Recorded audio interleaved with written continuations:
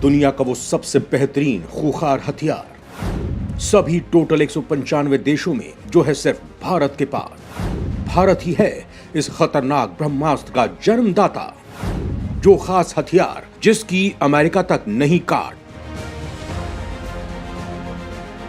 दोस्तों, पूरी दुनिया के लिए अमेरिका सुपर पावर कंट्री है। उसके दुनिया में सबसे ज्यादा और धरती का कई बार सर्वनाश कर देने वाले परमाणु हथियार हैं। उसके पास विश्व की सबसे घातक एयरफोर्स, नेवी और थल सेना है, जिसका सामना करना किसी भी देश के लिए बर्बाद होने के समान है। यानी अमेरिका से भिड़ना मतलब सामने वाले की 100% हार। लेकिन शायद ही आपको पता हो कि अमेरिका जैसे शक्तिशाली देश की भी एक ऐसी कमजोरी है जिससे वो आसानी से हार सकता है, कितना भी छोटा और कमजोर देश क्यों ना हो। जी हाँ, इसे आप अजय हथियार कह लीजिए, जिसका सामना ना अमेरिका कर सकता है, ना ही दुनिया का कोई और भी देश। सिर्फ और सिर्फ भारत ही जानता है कि ऐसे हथियार कैसे यूज किए जाते हैं। इस हथियार की काट अगर कोई छोटा देश भी जानता है तो उसके सामने अमेरिका जैसा सुपर पावर देश भी घुटने टेक देगा। हम इस बात को प्रमाण के साथ आपको बताएंगे। वहीं ये भी बताएंगे कि कैसे भारत को इस हथियार को इस्तेमाल करने में महारत हासिल है। तो बने रहिए वीडियो पर। इस खास तरीके से हार जाता है अमेरिका, जंग का वो तरीका जो अमेरिका नहीं जानता। सबसे पहले बात करते हैं अफगानिस्तान की, जहां अफगानिस्तान के काबुल एयरपोर्ट को छोड़ने के साथ ही सुपर पावर अमेरिका की एक और शर्मनाक हार इतिहास के पन्नों में दर्ज हो गई है। वियतनाम, पश्चिम एशिया और अब अफगानिस्तान में मुट्ठी भर तालिबानियों ने परमाणु बम और महाविनाशक फाइटर जेट से लैस अमेरिकी सेना को घुटने पर झुकने को मजबूर कर दिया था। आप सभी ने तालिबानियों का अफगान की सत्ता पर कब्जा करते हुए देखा होगा। अफगानिस्तान में अमेरिका के आधी रात भागने को हार इसलिए कहा गया क्योंकि अमेरिकी सेना के लौटने के बाद अफगानिस्तान में स्थिति ठीक 2001 से पहले वाली ही है। $2 ट्रिलियन खर्च और एक से बढ़कर एक हथियारों के इस्तेमाल के बाद भी अमेरिका अफगानिस्तान की जमीनी स्थिति को कुछ भी बदलने में नाकाम रहा। अमेरिका तालिबान और अपने सबसे बड़े दुश्मन अलकायदा के अस्तित्व को मिटा नहीं पाया। ऐसा कैसे संभव हो गया? इस राज से पर्दा अब हट गया है। जी हाँ, कुछ ऐसा ही है। जंग हमेशा बल से नहीं जीती जाती। जंग जीतने के लिए योजनाबद्ध तरीके से जंग को अंजाम देने की जरूरत होती है। इस युद्ध का नाम है गुरिल्ला जंग और तालिबान इस जंग के महारथी हैं। इसी ताकत के बल पर उन्होंने अमेरिका को झुकने पर विवश कर दिया। ऐसा अमेरिका के साथ पहली बार नहीं हुआ है, बल्कि वो गुरिल्ला छापामार युद्ध प्रणाली से कई युद्ध हार चुका है। अफगानिस्तान, वियतनाम, पश्चिम एशिया में उसे शर्मनाक हार मिली है। ऐसे में आप ये सवाल कर सकते हैं कि आखिर क्यों गुरिल्ला युद्ध में सुपर पावर अमेरिका अपनी हर लड़ाई क्यों हार जाता है। बात करते हैं वियतनाम की, जिससे अमेरिका का युद्ध 1956 से शुरू होकर 1975 तक 20 साल तक चला। इस युद्ध में अमेरिकी सेना 1965 में उतरी और देश को कम्युनिस्ट राष्ट्र बनने से बचाने के लिए एक भीषण लड़ाई शुरू हुई। देखते ही देखते युद्ध अपने चरम पर पहुंच गया। ये साल था 1969, जब अमेरिका ने 5 लाख सैनिकों का भारी भरकम सैन्य बल जंग के मैदान में उतार दिया। लेकिन अगले 4 सालों में चीजें तेजी से बदलने लगी। वियतनाम ने अपना ब्रह्मास्त्र चल दिया, यानी वियतनाम की सेना ने गुरिल्ला युद्ध की रणनीति अपनाई और अमेरिका को मुंह तोड़ जवाब दिया।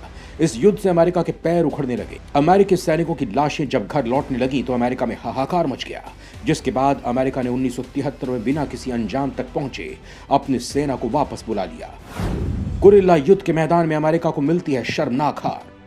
सुपर पावर कहा जाने वाला अमेरिका गुरिल्ला युद्ध के मैदान में बैकफुट पर नजर आता है। गुरिल्ला छापामार युद्ध में मुंह की खाने वाले अमेरिका के ऐसे कई उदाहरण हैं। इसका एक उदाहरण इराक भी है। पश्चिमी एशिया के साथ साथ समूचे विश्व के लिए खतरा बन चुके खूंखार आतंकी संगठन इस्लामिक स्टेट का इराक के कई हिस्सों पर कब्जा है। हालांकि लड़ाकुओं की सेना अमेरिकी फौज के आगे किसी स्कूली परेड जितनी भी नहीं होगी, यानी ये भी मुट्ठी भर लड़ाके हैं। लेकिन इसके बाद भी अमेरिकी सेना वहां संघर्ष कर रही है, यानी वहां भी अमेरिका गुरिल्ला युद्ध में खुद को बचा पाने की स्थिति में नहीं है। इस्लामिक स्टेट के पास ना तो अमेरिका जैसी तकनीक है, ना सैन्य बल और ना ही पैसा। इसके बावजूद पिछले जून में ही आतंकियों के अमेरिका के 2 ड्रोन मार गिराए थे। इराक में अमेरिकी सेना की स्थिति बहुत मजबूत नहीं है। हालांकि गनीमत है कि अमेरिकी सैनिक अभी भी वहां मौजूद हैं।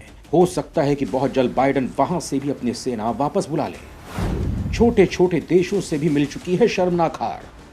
साल 2021 में भी इतिहास ने अपने आप को दोहराया था। इस बार भी वही अमेरिका था और वही अमेरिकी सेना, लेकिन इस बार नक्शे पर था अफगानिस्तान और फैसला लेना था जो बाइडेन को, और वही हुआ जो पहले हुआ था। अमेरिकी हार को छिपाने के लिए कुछ लोग उसामा बिन लादेन की हत्या का तर्क दे रहे हैं। इतिहास में सद्दाम हुसैन और कर्नल गद्दाफी के अंत को भी अमेरिका की जीत के रूप में दिखाया जाता है, लेकिन हर बार यह तथ्य सामने आकर खड़ा हो जाता है कि अफगानिस्तान, इराक जैसे कई देशों में आतंकवाद और अमेरिकी सेना एक साथ आगे बढ़े थे। रिपोर्ट्स बताती हैं कि 1945 के बाद अमेरिका कोरिया, वियतनाम, खाड़ी, इराक और अफगानिस्तान में बड़े युद्ध लड़ चुका है। इनमें से 4 लड़ाइयों में अमेरिका की हार हुई है। आखिर अमेरिका ऐसे युद्ध हार क्यों रहा है? The American war in Afghanistan a history के लेखक कार्टन मलकासियन ने अमेरिका की इस हार पर विश्लेषण किया है। उन्होंने कहा कि 1945 के बाद युद्धों में अमेरिका का मुकाबला ऐसे स्थानीय लड़ाकों से हुआ जो सैन्य ताकत में भले कमजोर थे, लेकिन लड़ाई के प्रति अधिक प्रतिबद्ध थे। काबुल से जिस तरह अमेरिकी सेना भागी है, उसने बाइडेन और भविष्य के राष्ट्रपतियों के लिए एक शर्मनाक दस्तावेज तैयार कर दिया है, जो हमेशा दुनिया के नक्शे पर अमेरिका के आगे चस्पा रहेगा। अमेरिकी सैनिक ऐसी जगहों पर लड़ रहे थे जो इनको लिए बिल्कुल नई थी। एक तरफ सेना स्थानीय कल्चर और भाषा से पूरी तरह अनजान थी, वहीं दुश्मन को न सिर्फ क्षेत्र की जानकारी थी, बल्कि उसके साथ लोकल सपोर्ट भी था। तालिबान समेत कई बार अमेरिका का दुश्मन ऐसी गुरिल्ला सेना थी जो ना मरने से डरती थी और ना मारने से कतराती थी। तालिबानी जंग के मैदान में मरने और मारने के मकसद से आते थे। धार्मिक कट्टरता ने अमेरिका के दुश्मन को और खतरनाक बना दिया, लिहाजा अमेरिकी सैनिकों ने मैदान छोड़कर भागना पड़ा। इन हारों ने न सिर्फ इतिहास बदल दिए, बल्कि ताइवान और भारत जैसे देशों को अमेरिकी सहयोग पर संदेह करने के कारण भी दिए हैं। खैर, आप गुरिल्ला छापामार युद्ध प्रणाली के बारे में कितना कुछ जानते हैं? वहीं क्योंकि इस युद्ध में भारत को महारत हासिल है, भारत में महाराणा प्रताप, राणा सांगा जैसे प्रतापी राजा इस युद्ध प्रणाली के महारथी थे, ऐसे में क्या आप भी इस बात को मानते हैं कि चीन जैसे देश को मात देने के लिए भारतीय सेना को भी भविष्य में ऐसी ही युद्ध प्रणाली पर काम करना चाहिए? इस बारे में आपकी क्या राय है? कमेंट जरूर करें।